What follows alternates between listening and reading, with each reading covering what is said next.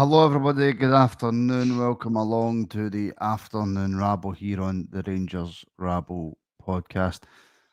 Brought to you by the Rabble Network and the Talk Sport Fan Network. Just right, I need to let everybody know.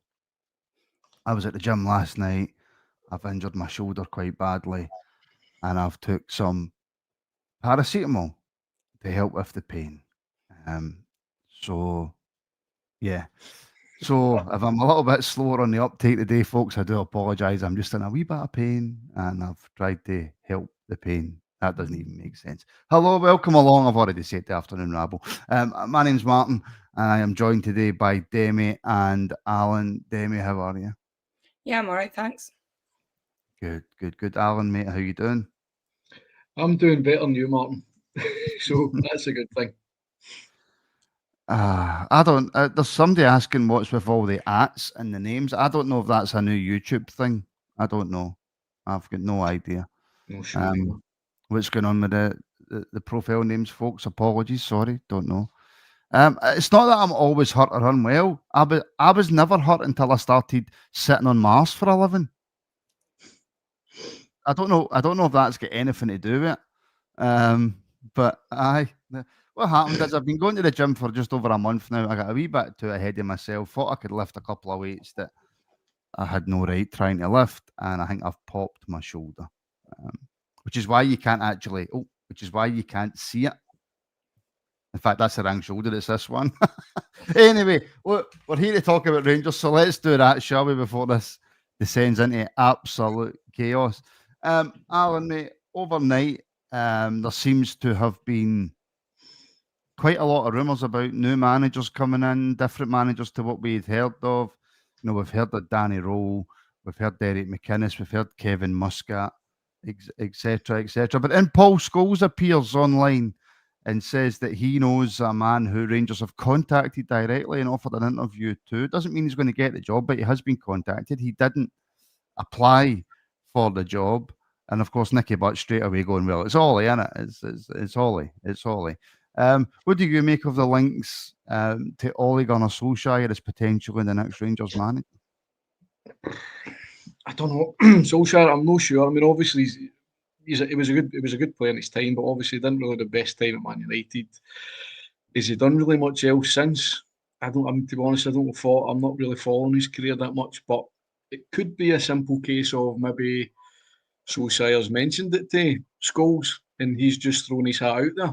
I mean, is there any confirmed rumours that Rangers have actually spoke to Solskjaer? I mean, there's not. For me, there's more names on the list ahead of Solskjaer for me. He's probably a couple of names down on my pecking order. Don't know what you think, Demi. Yeah, I mean, I don't really know too much about the guy, but I've had a wee look into his sort of managerial records, and I mean, his overall from all the clubs he's been at is 53%, and I mean, his highest win record was when he was in I think he was in Norway, and again it was about 52.9 or something like that. So it's not particularly great stats when you're wanting to come here when you're expected to win every game. Yeah. Well, I mean, as far as I can see, technically right now, he's a UEFA match analyst, is what he's currently doing. He was obviously started his career at Molde, moved to Cardiff, back to Molde, took the caretaker job at Man U, then became the permanent Manchester United manager, and then left to go and become a match analyst, then became the manager of Besiktas, and now he's a match analyst again. Alan, I don't watch enough English football to really be able to comment on how good a manager Solskjaer is, what his kind of style of play is.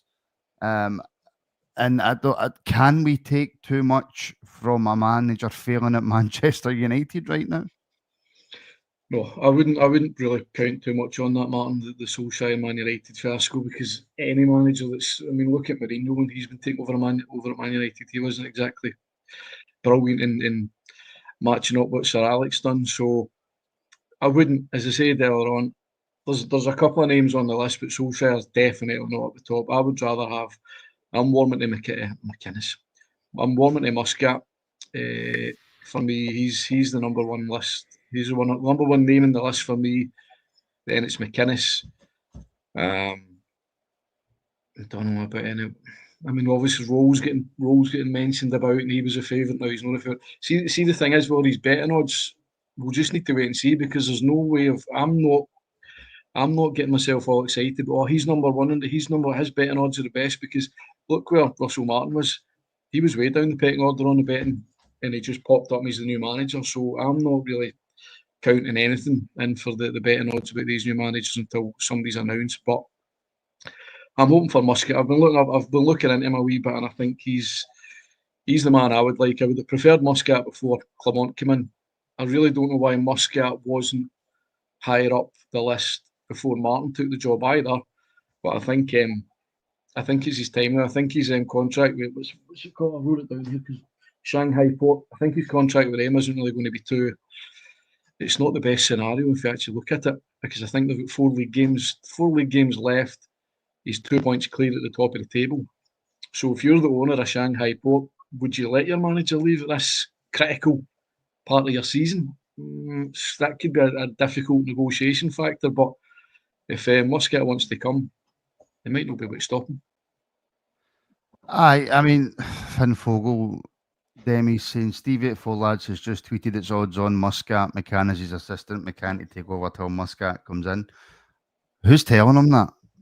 Who's telling Stevie for Four Lads that, Demi? I'm sorry, right? That might end up being the case. It might be Muscat with McCann coming in. But for me right now, that's just guesswork. Yeah, look, I mean, if he's saying that he's tweeted the odds, I can change the odds in the next 5 minutes by, going in. I could go put 20 quid on the boy who's, 10th in the list. As soon as I put 20 quid on him, it bumps him up. So, I mean, the odds they're pretty pointless, because it can, I mean, all three of us could go put a bet on a different manager, and then they'll be sort of swapping and changing. So I'm not really sure where he's getting that from. But I mean, also I'm finding it, at the minute, really hard to trust anything that anyone's saying, because, everyone was like, oh yeah, Gerrard the deal's as good as done. And, people who don't normally tend to get this wrong. Oh, the deal's as good as done. And then it's, oh no, but he's not coming anymore. And, oh, this person's next in the run-in. And nobody really has a solid clue, because the club haven't said anything, which, I mean, why would they? Your manager wouldn't come out and say to you, oh, I've hired, I'm speaking to these 3 people and this is who I might hire. And, I mean, the club don't have to tell us that they're speaking to anyone.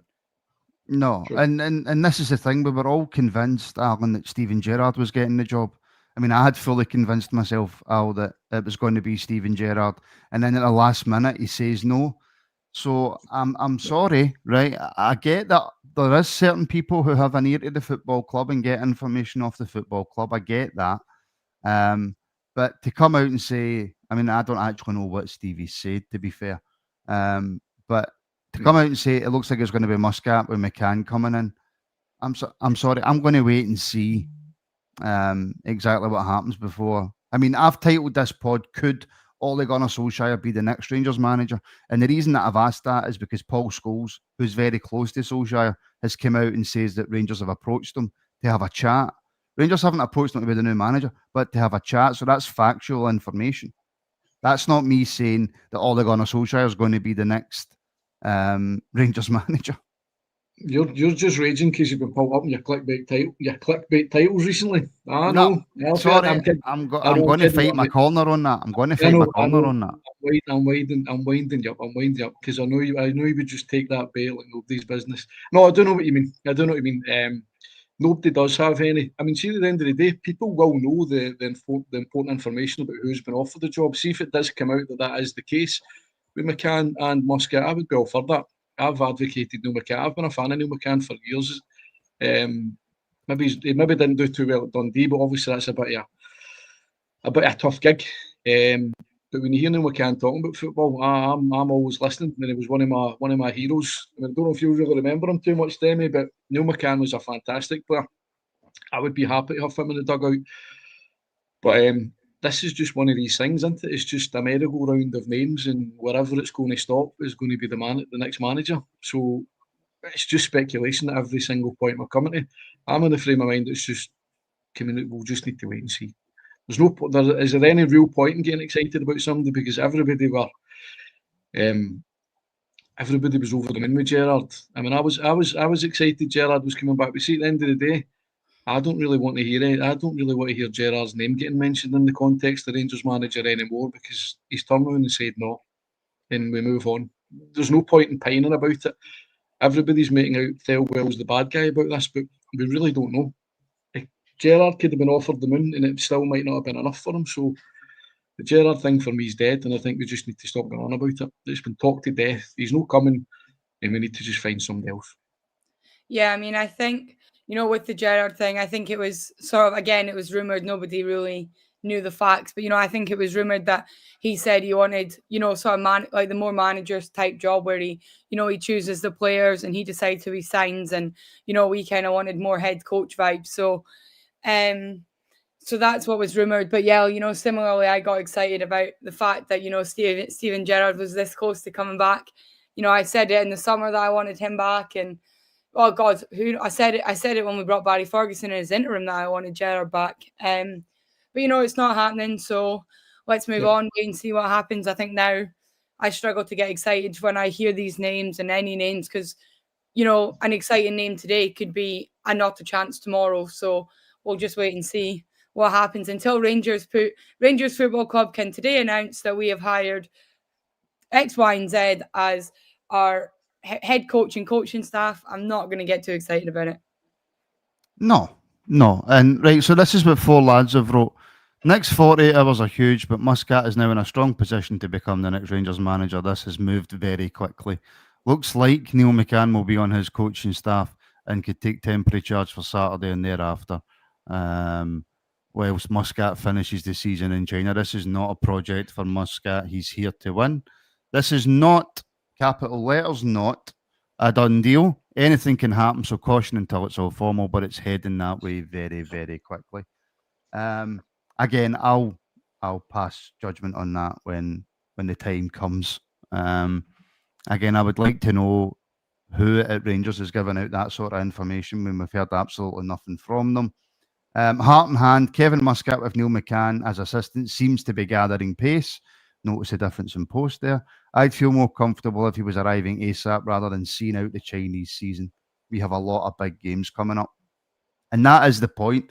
Alan, if it is going to be the case that it's Muscat coming in with Neil McCann covering until such times as he does, we do have a lot of big games coming up before then. And we really, number one, we can't afford to drop any more points in the league if we want to have any sort of, even an outside chance of being able to go on and challenge for it. We need to get a manager in now, get these players' confidence back up, get a style, a player formation, a way for these players to go out and express themselves that works. How's Neil McCann supposed to implement that? And then Kevin Muscat comes in the middle end of November or whatever and completely changes it. You would think probably if it is going to be McCann and Muscat's not going to come till November, the two of them would be speaking a lot and implementing how they want to play their styles. I would think probably if Muscat is going to be the manager and McCann's going to be interim until he actually cut. See, actually just talking about this, it sounds messy. It doesn't strike me with confidence. I would like the two of them there at the same time, but it's messy. I mean, I think the threes can agree, and obviously the comments will agree. It's a bit of a messy scenario, but see, at the end of the day, Neil McCann does have managerial experience of being a manager in his own right. So, if that's what it is, we'll just need to deal with it, won't we? I think Muscat does come from a good pedigree. I like the look of the man's face, which I'm not making that sound. You know what I mean? I'm not going to go down that path. But when you see the man's face, you think I'm not going to mess with that guy. You can tell that. I think that's what we need. We need in the dressing room. You can tell he's going to start kicking some serious bums in the dressing room, and he does look as if he's a guy you don't want to cross. You don't want to go on the bad side of Kevin Muscat, and we need that. We really do need that. As I said, I was looking up his stats and things earlier on.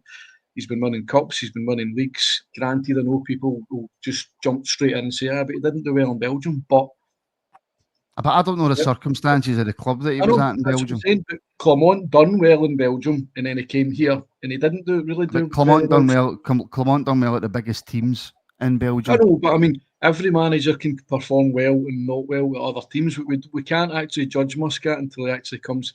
If it is going to be Muscat until he comes here and he takes the reins and we can actually see what the man's going to do. I'm still actually elated for the fact is that we've got rid of Russell Martin. I'm still on cloud nine, the fact that guy's gone. I'm still super happy. I'm still in a super happy mode. It's like he's gone, and I'm still happy about that's what I said in our group chat the other day. This is the excitement in these names when it should have been in the summer. I don't think there was this much excitement in the summer after the takeover, and then you had all these list of managers that were going to come and take over, and it's like, there's Russell Martin sniffing about that list. We don't want him, and all of a sudden we got him. So I don't know. I think people are being a wee bit mean to Neil McCann in these comments here, because Neil McCann was a great servant for us. He did score a lot of goals. Yeah, he did. I'm not having these comments, by the way. It was a great front. He was a great player for us. He did score goals against Celtic. I don't care if he was brought up a Celtic supporter. Look at Scott Brown. He was brought up a Rangers supporter. I don't care. He's been in the dugout before with Barry. So helped us win the league at Parkhead as well. I don't think people should be coming out and slagging off Neil McCann in the comments. I'm just not on that at all. Demi, the one big bit of positivity we can take, obviously, for four lads post is, I mean, if that is the case and it's moving quickly and it will be done pretty soon, regardless of the outcome, if it's Neil McCann and we need to wait in Muscat, the situation will be resolved fairly quickly if that is the case. And that is something that we all wanted. Yeah, I mean, like I say, if that does happen to be the case, at least we know sort of what's happening before the international break sort of over. We all said we'd have liked to have seen someone come in sort of over the weekend so that, they kind of had a week in and around the place, 5 days in and around the place before, we played Dundee United at Ibrox. But again, if what's happening is the fact that, Neil McCann's coming in until Muscat can get here, Neil McCann knows his way around the place. He knows what it means, to work for Rangers, and, regardless of what football team he supports, he knows how important it is to, go out and win games. And, we're in the 21st century now. So I'm sure that, even if Muscat is in charge and not joining till later, we're in a very big world of lots and lots of technology. There's loads of ways that they can communicate with each other sort of ahead of the game, even during the game, God, if they needed to, But yeah, at least we sort of, we'll know where we stand. The team will know sort of what's happening. And yeah, hopefully we can get it sorted. Does Neil McCann, and again, we're going on if this is the case, that it is Neil McCann to come in, Alan, and while Muscat's still in China, maybe Muscat might change his mind and just decide, oh no, do you know what, I'll just come in now. That would be the best outcome for Rangers. But if this is the case, does Neil McCann's managerial record worry you at all with the 7 or 8 games that he would need to take charge of? No, not in the slightest. I'm not worried about Neil McCann's previous experience and all that type of stuff. I mean, people forgetting Neil McCann's been on the training ground with these players as well. Look everybody's given Barry a bit of a pat in the back, as much as I like Barry, a pat in the back about how well Raskin was performing when he took over. That just wasn't all Barry Ferguson. That was Billy Dodds and McGregor. Neil McCann was a massive part in the backroom staff. You could tell, see when he was actually in the dugout, you could see the passion that he had. He was right into the games, you know what I mean? That's what I like when you watch football games. I don't like managers, obviously, like that. The last clown that we had just sitting up standing, it was robotic. There was no enthusiasm, but I think McCann, you can see that he knows what he's talking about football. See, at the end of the day, I'm biased, right? I'm going to hold my hands up right now. I'm biased. I'm a huge Neil McCann fan. I don't care. People can say in these comments, he drinks in Celtic pubs, yada yada yada. I don't know. These aren't facts. I think he would do a decent job. And see, at the end of the day, he's got nothing to lose. See if he comes in and manages for 4 games on his own. I'm not going to start shouting and bawling because he's been left an absolute mess. The season for me is salvageable if we can get our finger out. But I don't know. The way Celtic are playing, obviously Hearts, everybody expects Hearts to drop away. We are still in 4 cups, as the previous Egypt was saying. So I'm excited. I mean, look at this. See, before the show started, we're talking about Solskjaer, and we're talking about Neil McCann being in charge of the Rangers game. But see at the end of the day, see if I think that's to happen. It's not just going to be Neil McCann. There will be other coaching staff involved in that as well. So we need to see who that is.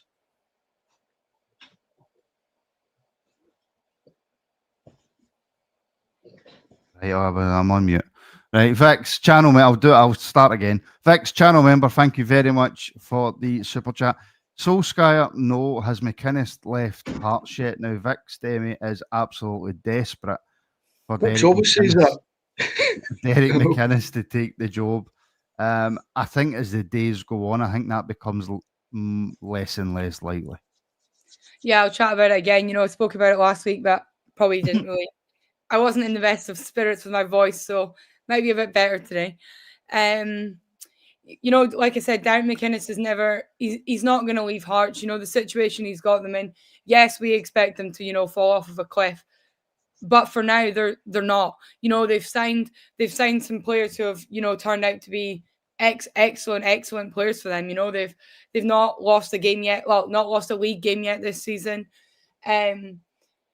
So they're doing really, really well up there, and he's not gonna want to leave that because he'll want to see. Obviously, he'll know that Hearts probably aren't going to win the league, but he's going to want to see how far he can take Hearts. They've had a few below acceptable seasons recently from sort of Hearts' point of view, and he'll want to come in and see. Maybe even he'll be fighting to win a trophy, and just see if he can get them back into Europe. He's got a lot to prove at Hearts. And he's not going to want to walk away from that, knowing already what he's built in this short of a time. What can he build with another 1 or 2 transfer windows? He's going to want to see this project out, I think. I tend to agree with that, Al. To be honest, the more and more I think about it, of course, like Rangers dwarfs Hearts in terms of the size of football club, in terms of the fan base, and in terms of what you can achieve as a manager. Rangers dwarfs Hearts. Yes, they're having a very good start to the season, but I also think on top of that, I think with Tony Bloom coming into Hearts, I think there's a real future there for them, for the football club, in terms of the investment that's going to get put into them, in terms of the scouting network that they've now got, in terms of what can possibly be achieved there. It'll never be on a par with Rangers or Celtic, but there is the opportunity there to be able to, I don't know what's the right metaphor, spoil some puddings. That's not a metaphor, I just made that up, but I'm going with it. I think you did just make that up there, mate, didn't you? We'll let you off because you're on the paracetamol, right, so we'll just skip by that one. No, but I do you know what, honestly, I welcome this. I like Scottish football's our bread and butter. I would rather Scottish football was more competitive. My pals are Celtic fans, it's like, you talk about the games. For me, if it was us, it would just get boring. It'd just get boring going to the same clubs and winning all the time. I know it's all brownie points and things about beating all these teams. But I welcome a challenge. I think it'd be really good for a good advert for Scottish football as well. If it was Celtic, Hearts, whoever, you know what I mean, that were doing well in the league. But listen, see, at the end of the day, we don't know what Derek McInnes' mindset is. He might be thinking, right, Hearts are doing well now, but if Rangers come in, obviously we've heard this magic figure about £500,000, which seems to me very low to get a manager out his contract. If that's even true. Yeah, that's it. But that's what I'm saying. If that is true, that is a low figure. So that should be nothing to us to come out and say, look, we want to break his contract and want to take over the Rangers. But we're in a much better situation now than what if, and I'm using that word loosely, if he was offered that job years ago. And let's face it, a lot of managers would have turned Rangers down. And for what I hear and what the rumours I hear, Walter Smith told them, no, it's a bin fire, don't go near it. And if you've got somebody like Walter Smith telling you that, we're also assuming, Alan, that Rangers have spoke to him and that he's even anywhere near being offered the job, because he might not be. I know, but if you look at that, this is all about work and it's all about money, right? See, if Hearts are maybe gaining I'm going to just £1 million a year, £1 million a season. Rangers might turn around and say, do you know what, Derek, come to us and we'll give you £3 million a season. He's not going to turn around and say no, is he? No, of course not. At that type of money. So, but this is all just rumour and conjecture. We do not know in the slightest what's going on. I'm a fan of McInnes. I think the guy's really earned his stripes. He's managed 5 clubs, four of which have been in Scotland, and I think he has done well with the resources and things that he's got. and obviously knows the game inside out, and obviously know a lot of Scottish players to buy as well, and probably make us a wee bit more solid playing in the league as well. So it's another positive for me. I like the names that we're being linked with. I didn't like the names that we were linked with in the summer, but I would give McInnes my full backing. That's just how I see it. Well, another super chat in from Gaz, channel member, massive supporter of the channel. Thank you, Gaz. The owners want someone who has won things, as they can't afford to get this wrong. It has to be Muscat and Neil McCann. Now, on that point, Demi, if you look at Muscat's managerial record, barring the 17 games, I think it was 17 games that he managed in Belgium, he's won leagues and cups at every club he's been at. Yeah, look, and that's what we need. You know, you need someone who is, you know, who can win leagues and sort of win cups and win different ones is the most important thing. You know, you could go on and win 25 in a row in Germany, come to Scotland and be hopeless and win nothing. So, you know, for me, it's good that he's done it in more than one league because, you know, it's easy to become comfortable in a league, but you know, if you can prove it in different countries, it's a real positive. But you know, I know there's a lot of people annoyed that, you know, O'Neill McCann would have to do it for a month before Muscat came in, and is that wrong? I think, you know, the bigger question that we sort of have to think about when it comes to that is, would we rather wait a month for Muscat and, you know, he goes on to win cups and leagues, or do we bring someone else in who can start now but wins absolutely nothing? You know, that's the question is, and obviously we don't know the answer, but is he going to be worth the wait? You know, I'd rather wait a month if he goes on to win, you know, cups and trophies than bring someone in tomorrow who wins absolutely nothing, and this time next season we sack them. Yeah, I suppose he does have a track record of winning, Alan. But look, regardless if it's Muscat, if it's, I mean, Danny Rowe, we haven't even mentioned today, but we spoke about him a lot yesterday. And the more and more I hear about him, the more and more I'm going, actually, I quite like the sound of him. Because the one player who really shined under him was Gassama at Sheffield Wednesday. Really shined under Danny Rowe. He doesn't have a strict formation that he sticks to. He changes his game plan depending on the teams that he's playing. He can change in games as well. The whole time he was at Sheffield United, there was financial issues. There was embargoes on the club. He'd signed a brand new deal. They wanted to keep him, but then he had to go because of all the shenanigans that were going on in the background. But whether it's Danny Rowe, whether it's Kevin Muscat, whether it's Neil McCann, whether it's Sideshow Bob, Alan, whoever it's going to be, it has to be done quickly, and they have to get it right. Yeah, they do get it right. See, the most frustrating thing about this is we all knew Russell Martin wasn't going to last as Rangers manager. Nobody wanted, as I've said before, nobody wanted this guy anywhere near Ibrox. We just didn't want him, and we all knew this was going to happen. And this should have happened a month or 6 weeks ago. It should have happened the last international break. He should have been gone, and then things would have been a wee bit more forward. So I don't know. It's hard to be positive I know everybody's popping up in these comments saying Thelwell this and Thelwell that. He might be made out to be this pantomime villain, Thelwell. You know what I mean? He's not really started off too good, and everybody say, "Oh, Gerrard didn't take it because Thelwell wants to be in charge and all this type of stuff." But that is what seems to be coming out of quite close sources. But it's like, but if you're a good manager or whatever, you should be able to work with a director of football. He has worked with a director of football in the past, didn't he? With Ross Wilson and that, and those are another guy's name. So if you come in as a club, you can't just turn around and say, I don't want that because there's a director of football in charge. That makes you seem a bit petulant and just a bit, I don't know, bush league if you're not wanting to manage a club. I mean, they're doing this at all the sort of big clubs and things like that now. So I'm really quite excited about it. I'm looking forward to Saturday. I'm looking forward to the Europa League game. It just depends who we're really going to have the dugout. I know I'm going to one name that's actually popped up, and I said this to one of my pals, and he did agree with me. Everybody's banging on about I want Stephen Davis to be involved in some sort of dugout capacity, but for me, I don't know. I would rather somebody was in there with actually more experience. I love Davis as a player, but he's not really warranted anything coach-wise for me. He took over for a couple of games, remember? Was that before Clement, was it? I think so. He wasn't really. I know I can't judge him on a short period like that, but there's higher names for me personally. I would rather have in the coaching staff than Stephen Davis. I'm just switching up the conversation a wee bit, but that's just my opinion on it. No, sorry, mate. I thought you were going to carry on there when you said switching up the conversation. Right, folks, listen, we are back tonight at 7 p.m. for our beautiful and amazing channel members. We are live at least, what I'm going to say, 6 times a week, and we've got another at least 3 shows on top of that. Then 4 shows on top of that. We've got at least 10 shows extra a week. If you want to help support independent Rangers media, you can now. Link is in the description. We've also started writing as well.